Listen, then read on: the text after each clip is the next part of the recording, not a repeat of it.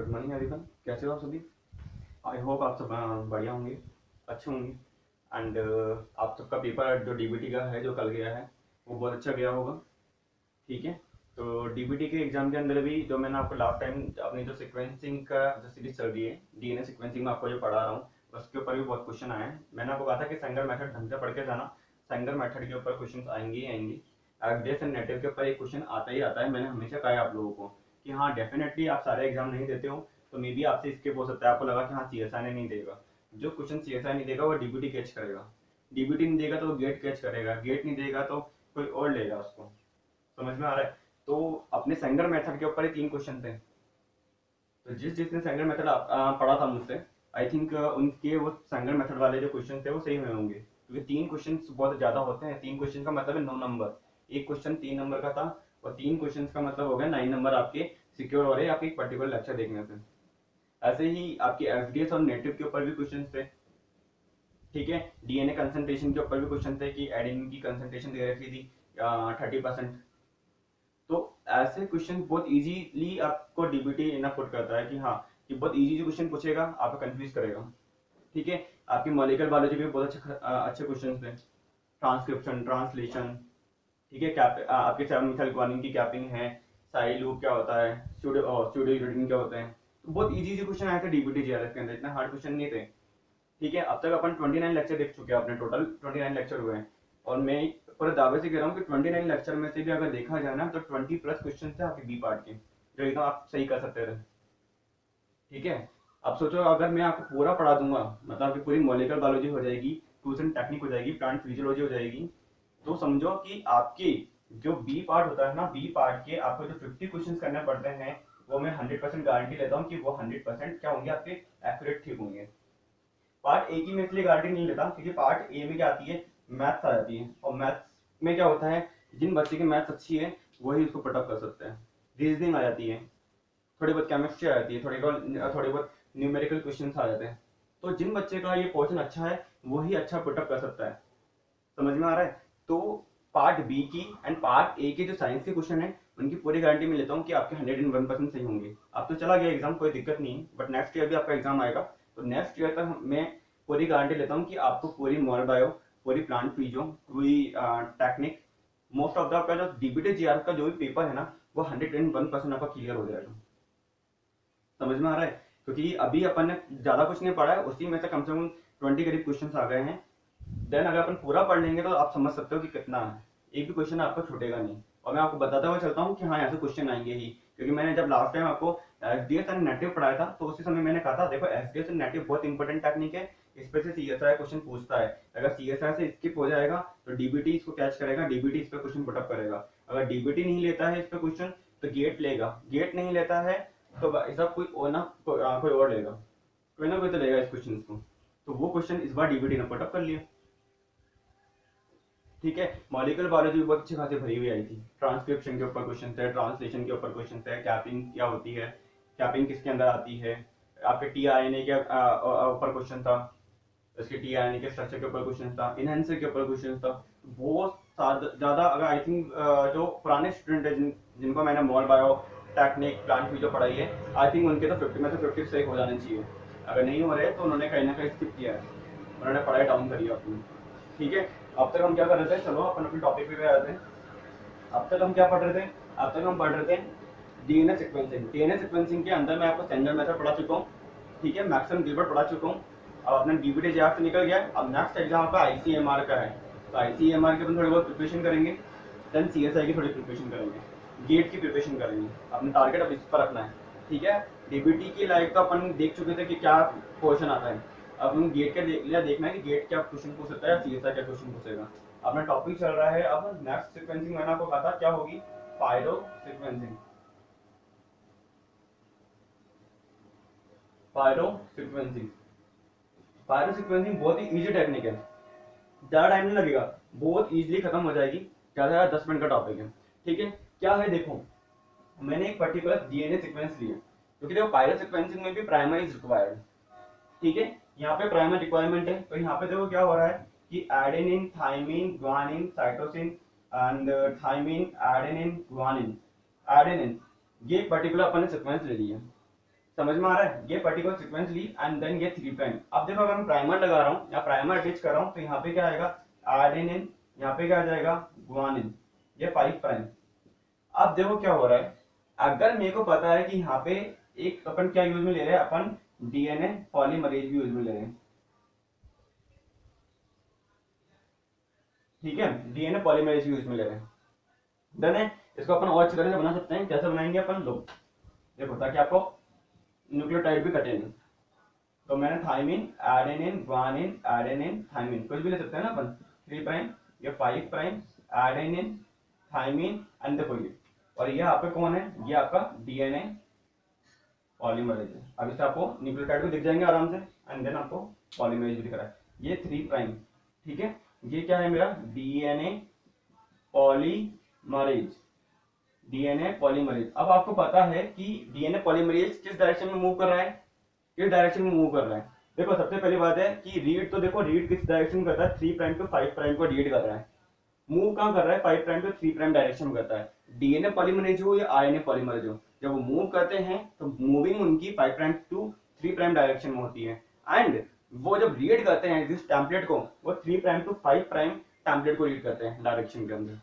ये easy question है और ऐसे भी क्वेश्चन आते हैं सीएसआईआर के अंदर, समझ में आ रहा है, ठीक है। और आपको पता है कि सीक्वेंसिंग के ऊपर एक बहुत अच्छा क्वेश्चन भी थे जो मैंने आपको बताया था सैंगर मेथड के ऊपर। सैंगर सीक्वेंसिंग का मैंने आपको बताया था कि पैटर्न रीड करना कैसा आना चाहिए। तो एक पर्टिकुलर सैंगर मेथड के ऊपर क्वेश्चन आया था और आपको पता है क्वेश्चन इजीली कर सकते थे, उस टेम्पलेट की कॉम्प्लीमेंट्री आपको आंसर देनी थी और मैंने कहा था एंड देख लेना 3 prime to 5 prime and 5 prime to 3 prime, वो का वही वैसा का वैसा इजी क्वेश्चन जो अपन लास्ट टाइम में अपन ने एग्जांपल लिए थे ना सैंगर मेथड के अंदर, वैसे के वैसा क्वेश्चन आया था। अगर आप लोग ध्यान से देख लेते तो वो क्वेश्चन में सही हो जाता। अब देखो क्या है, तो मुझे पता है कि यहाँ पे अगर डीएनए पॉलीमरेज आगे रीड कर रहा है तो गुआनिन को रीड करेगा, गुआनिन न्यूक्लियोटाइड को रीड करेगा एंड क्या इनकॉर्पोरेट करेगा, साइटोसिन सीटीपी इनकॉर्पोरेट करेगा। समझ में आ रहा है? देखो ये सीटीपी अगर मैं बोल रहा हूँ, देखो ये साइटोसिन हो गया, ये हो गया अपना CH2, ये हो गया OP एंड O, ये अपना क्या होगा साइटो, ये हो गया अपना सीटीपी, ये अपना सीटीपी हो गया। समझ में आ गया? अब क्या हो रहा है देखो आपका, अब देखो क्या हो रहा है, अगर ये इसको इनकॉर्पोरेट कर, इसको रीड कर, इसको रीड करके साइटोसिन को इनकॉर्पोरेट कर रहा है तो हमें पता है क्या होगा। सबसे पहले सीटीपी, ये जो सीटीपी है वो कन्वर्ट हो जाएगा किसके अंदर, CTP is converted into CMP, क्योंकि क्या होगा हमें पता है यहाँ पे थाइमिन के पास क्या है 3 प्राइम पर OH है, 3 प्राइम पर क्या है OH है, 3 प्राइम OH है, तो हमें पता है ये H कहाँ आ जाएगा, ये H यहाँ आ जाएगा और यहाँ से क्या होगा pyrophosphate is release during phosphodiester bond formation, pyrophosphate is release, आप सब जानते हैं। एंड पायरोफॉस्फेट अगर रिलीज हो रहा है और ये सीएमपी क्या हो जाएगा, यहाँ पे इनकॉर्पोरेट हो जाएगा। सीएमपी क्या हो जाएगा, ये देखो साइटोसिन, ये देखो सीएमपी, इसका 5 प्राइम फॉस्फेट और ये आपस में क्या बना लेंगे फॉस्फोडाइएस्टर बॉन्ड का फॉर्मेशन कर लेंगे एंड देन इसका वापस से 3 प्राइम OH रह जाएगा। ऐसे ही ये क्या करता रहेगा, आगे रीड करेगा एडेनिन को, थाइमिन इनकॉर्पोरेट करेगा, देन फॉस्फोडाइएस्टर बॉन्ड का फॉर्मेशन करेगा। मॉलिक्यूलर बायोलॉजी में जब मैं एप्लीकेशन पढ़ाऊंगा इसको इन डिटेल आपको बताऊंगा कैसे क्या मैकेनिज्म होता है। समझ में आ रहा है? यहाँ तक समझ में आ गया कि एक डीएनए टेम्पलेट था, ठीक है। अब मेरे को इसकी अगर सीक्वेंसिंग करनी है तो मैं क्या करूँ, डीएनए टेम्पलेट है, मेरे को पता है कि एडेनिन है, एडेनिन आ गया, थाइमिन आ गया, प्राइमरी मैंने यूज में ले लिया। अब मुझे पता है जब डीएनए पॉलीमरेज आगे रीड करेगा, आगे मूव करेगा तो गुआनिन को रीड करेगा, साइटोसिन इनकॉर्पोरेट करेगा, तो साइटोसिन जो आपका है सीटीपी है is converted into CMP. CMP जब वो बना रहा, सीएमपी आ रहा है तो यहाँ पे क्या होगा, सीएमपी तो कहाँ आ जाएगा, सीएमपी तो यहाँ इनकॉर्पोरेट हो रहा है बट पायरोफॉस्फेट इज रिलीज। तो पायरोफॉस्फेट जब रिलीज हो रहा है तो पायरोफॉस्फेट क्या करके जा रहा है, यहाँ पे क्या होता है एपीएस होता है। एपीएस क्या है, एडोनेसिन 5 फॉस्फोसल्फेट, क्या है एडिनोसाइन 5 फॉस्फोसल्फेट, ठीक है। अब ये एपीएस है ना, एडिनोसिन 5 फॉस्फोसल्फेट है ना, with the help of ATP sulfurylase enzyme, ठीक है, with the help of ATP sulfurylase enzyme that is converted into pyrophosphate, adenosine 5 phosphate के पास है, ठीक है, एंड 5 फॉस्फोसल्फेट है ये, तो यहाँ से इसके ये मोनोफॉस्फेट तो है ही ये और पायरोफॉस्फेट यहाँ पर है, तो that is converted into with the help of ATP sulfurylase enzyme that is converted into ATP plus में सल्फेट।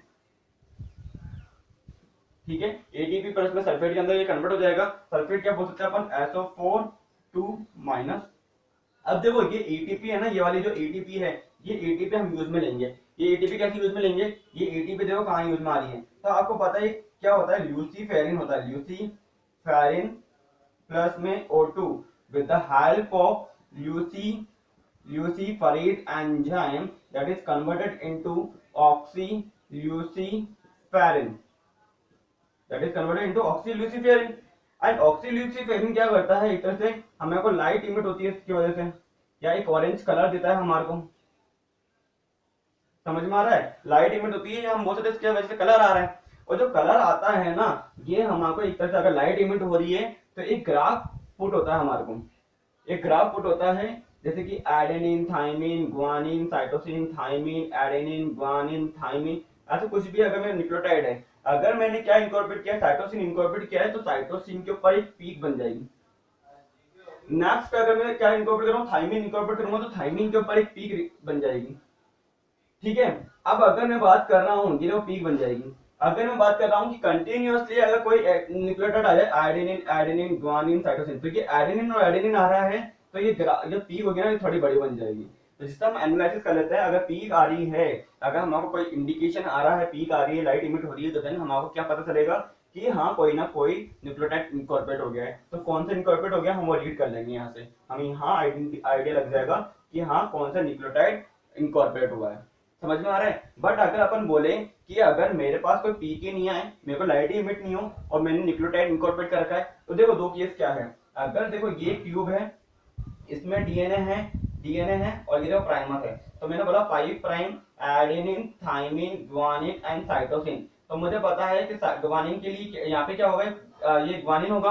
अब देखो यहाँ पे ये 5 प्राइम फॉस्फेट, ये मैंने प्राइमर लगा दिया है, मैं इस ट्यूब के अंदर इनकॉर्पोरेट कर रहा हूँ ग्वानिन। देखो इसने क्या करा है, ग्वानिन को रीड करेगा, देन साइटोसिन इनकॉर्पोरेट करेगा, बट मैं इसके अंदर क्या इनकॉर्पोरेट कर रहा हूँ, डीएटीपी। मेरे को चाहिए क्या था, मेरे को चाहिए डीसीटीपी, और मैंने इनकॉर्पोरेट क्या किया है, डीएटीपी।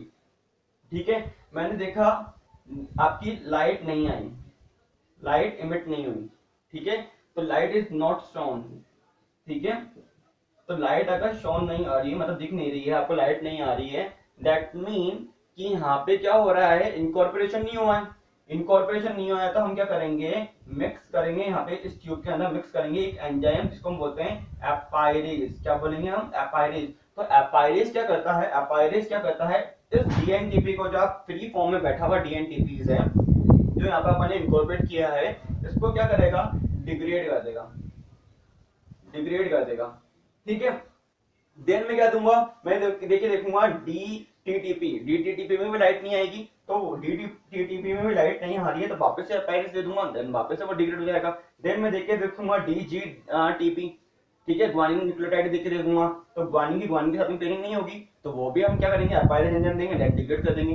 बट अगर मैं ट्यूब के अंदर क्या दे रहा हूं, अगर मैं ट्यूब के अंदर, ये वापस से ट्यूब है, सेम टू सेम वही ATGNC, एंड देन यहाँ पे देखो ये प्राइमर आपका अटैच हो रखा है जी। अगर मैं इस ट्यूब के अंदर क्या दे देता हूँ, इस ट्यूब के अंदर मैं DCTP दे देता हूँ, तो DCTP क्या होगा, इनकॉर्पोरेट होगा। DCTP क्या हो जाएगा, इनकॉर्पोरेट हो जाएगा। तो इनकॉर्पोरेट होने की वजह से क्या होगा, पायरोफॉस्फेट रिलीज होगा। पायरोफॉस्फेट रिलीज होगा तो क्या होगा, एडिनोसिन 5 फॉस्फोसल्फेट के प्रेजेंस में, या अपन बोल सकते हैं adenosine 5 phosphate sulfate with the help of ATP sulfurylase enzyme that is converted into ATP and sulfate, ATP plus sulfate। ठीक है, that ATP is used कहाँ पे आ रहा है, ल्यूसीफेरेज एंजाइम यूज कर रहा है, और ल्यूसीफेरिन प्लस में ऑक्सीजन को कन्वर्ट कर रहा है ऑक्सील्यूसीफेरिन के अंदर, और हमें लाइट इमिट हो जाएगी। तो अगर मैं करेक्ट न्यूक्लियोटाइड इनकॉर्पोरेट करा रहा हूँ, करेक्ट न्यूक्लियोटाइड अगर ट्यूब के अंदर इंसर्ट कर रहा हूँ, दैट मीन मेरे को क्या होगी, लाइट शोन हो जाएगी, लाइट इज इमिटेड बोल सकता हूँ, लाइट, या बोल सकता हूँ लाइट इज शोन। अगर लाइट अगर मेरे को आ रही है तो मेरे को यहाँ पे क्या हो जाएगा, यहाँ पे अगर साइटोसिन है तो मेरे को एक पीक आ जाएगी, ग्राफ आ जाएगा। तो जैसे ग्राफ मेरे को शो होता है, मैं बोल दूंगा कि हाँ लाइट इमिट हो गई है, एंड देन क्या हो गया, मेरा न्यू न्यूक्लियोटाइड इनकॉर्पोरेट हो गया है। तो पायरो सीक्वेंसिंग इतना सही है। तो एपाइरेज क्या करके जा रहा है, एपाइरेज देखो क्या करके जा रहा है, एपाइरेज जब आपका DNTPs होते हैं ना, DNTPs को एपाइरेज एंजाइम पायरेज एंजाइम क्या करके जाएगा, ये तोड़ेगा इसको। कैसे ये तोड़ सकता है, किसके अंदर, डी एन डी पी, या मैं डी एन एम पी, या मैं बोल सकता हूँ फॉस्फेट के अंदर। ठीक है, समझ में आ रहा है कि पायरेज एंजाइम क्या कर रहा है, डीएनटीपी अगर होंगे तो उसको डीएनडीपी मतलब NDP nucleotide diphosphate, nucleotide monophosphate, या आपका सिंगल फॉस्फेट के अंदर ये ब्रेक कर सकता है। ठीक है, वापस देख लेते हैं, यहाँ पे ही अपनी सीक्वेंसिंग खत्म है, बस इतनी सी है। वापस देख लो क्या है, हमने देखा पायरो सीक्वेंसिंग। पायरो सीक्वेंसिंग में हमने क्या देख रहे हैं, एक डीएनए टेम्पलेट था। ठीक है, हमने डीएनए पॉलीमरेज लिया। डीएनए पॉलीमरेज हमें पता है 5 प्राइम टू 3 प्राइम क्या करके जा रहा है, मूव करता है। ठीक है, इनकॉर्पोरेशन की जो डायरेक्शन होती है 5 प्राइम टू 3 प्राइम होती है। जो रीड कर रहा है टेम्पलेट को वो 3 प्राइम टू 5 प्राइम डायरेक्शन में रीड कर रहा है। हमने देखा सबसे पहले कि आपने यहाँ पे क्या है, प्राइमर का यूज में ले रहे हैं हम पायरो सीक्वेंसिंग के अंदर। हमने सबसे पहले क्या देखा, थाइमिन, एडेनिन एंड ग्वानिन। तो हमने देखा यहाँ पे प्राइमर लग रहा था, हमें क्या करना था, अब डीएनए पॉलीमरेज आगे मूव करेगा तो ग्वानिन को रीड करेगा एंड साइटोसिन इनकॉर्पोरेट करेगा। साइटोसिन इनकॉर्पोरेट कर रहा है तो साइटोसिन जब अगर अटैच होगा तो ये क्या करके जाएगा, साइटोसिन आपका डीसीटीपी है, डीऑक्सीसाइक्लिन ट्राइफॉस्फेट है, तो वो क्या होगा, कन्वर्ट हो जाएगा सीएमपी के अंदर। तो dCTP is converted into dCTP is converted into dCMP. ठीक है, तो ये कन्वर्ट हो रहा है तो उस कंडीशन में क्या दे रहा है, पायरोफॉस्फेट दे रहा है। क्योंकि क्या होगा, जब बॉन्ड ब्रेक होगा, जब फॉस्फेटाइज बॉन्ड का फॉर्मेशन होगा तो पायरोफॉस्फेट इज रिलीज। तो पायरोफॉस्फेट जब रिलीज हो रहा है तो पायरोफॉस्फेट क्या करके जा रहा है, एडेनोसिन 5 फॉस्फोसल्फेट के साथ में रिएक्शन कर रहा है। एंजाइम कौन सा यूज में आएगा, एटीपी सल्फ्यूराइलेज एंजाइम। ठीक है, या मैं बोल सकता हूँ ATP with the help of ATP sulfurylase enzyme PPI is converted into ATP and sulfate। ठीक है, तो ये कन्वर्ट हो जाएगा। ठीक है, एंड देन क्या होगा, जैसे ही एटीपी फॉर्मेशन हुआ, एटीपी क्या कहाँ काम आएगा, एटीपी ल्यूसीफेरिन प्लस में ऑक्सीजन को ऑक्सील्यूसीफेरिन के अंदर कन्वर्ट करने में काम आता है with the help of luciferase enzyme.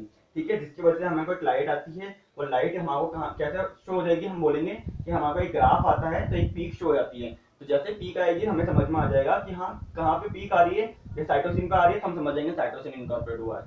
Thymine पे आ रही है, थाइमिन इनकॉर्पोरेट हुआ है। एडेनिन पे आ रही है, एडेनिन इनकॉर्पोरेट हुआ है। अगर पीक अगर थोड़ी लंबी हो रही है तो हम बोल सकते हैं कि 2 न्यूक्लियोटाइड एडेनिन के कंटिन्यूअसली होंगे तो वो इनकॉर्पोरेट हो गए। समझ में आ गया।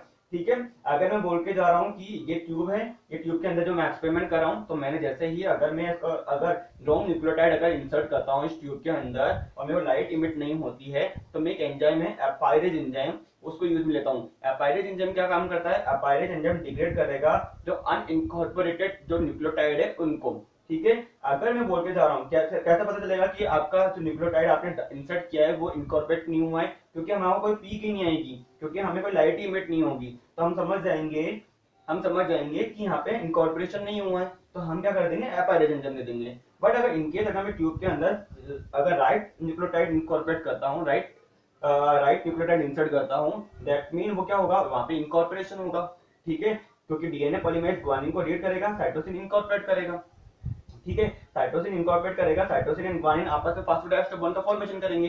जैसे फॉस्फोडाइएस्टर बॉन्ड का फॉर्मेशन करेंगे, पायरोफॉस्फेट क्या होगा, रिलीज हो जाएगा। पायरोफॉस्फेट अगर रिलीज होगा तो क्या होगा, पायरोफॉस्फेट एटीपी आपका एटीपी फॉर्मेशन करेगा। कैसे करेगा, एटीपी सल्फ्यूराइलेज एंजाइम के प्रोसेस में किससे रिएक्शन करेगा, एपीएस एडेनोसिन 5 फॉस्फोसल्फेट से रिएक्शन करेगा। एंड देन क्या होगा, आपका क्या होगा, उस कंडीशन में लूसीफेरिन कन्वर्ट हो जाएगा, ऑक्सीलूसीफेरिन में लाइट इमिट हो रही है। तो ऐसे ही हमारी पायरो सीक्वेंसिंग के हम आइडेंटिफाई कर सकते हैं पायरो सीक्वेंसिंग से कि कौन से न्यूक्लियोटाइड इनकॉर्पोरेट हो रहा है, एंड देन हमारी सीक्वेंसिंग क्या होगी।